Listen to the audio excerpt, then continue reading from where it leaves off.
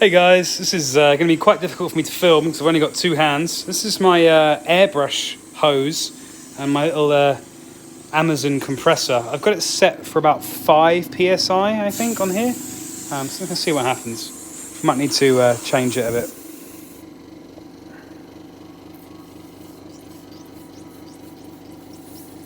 There we go.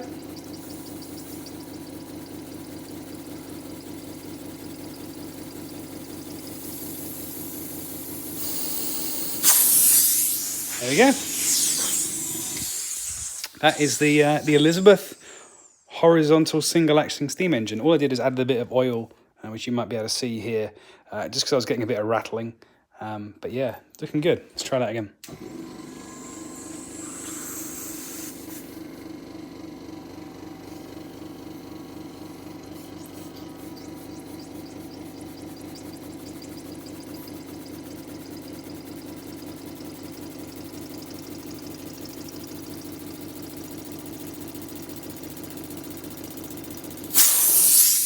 So, very pleased with that.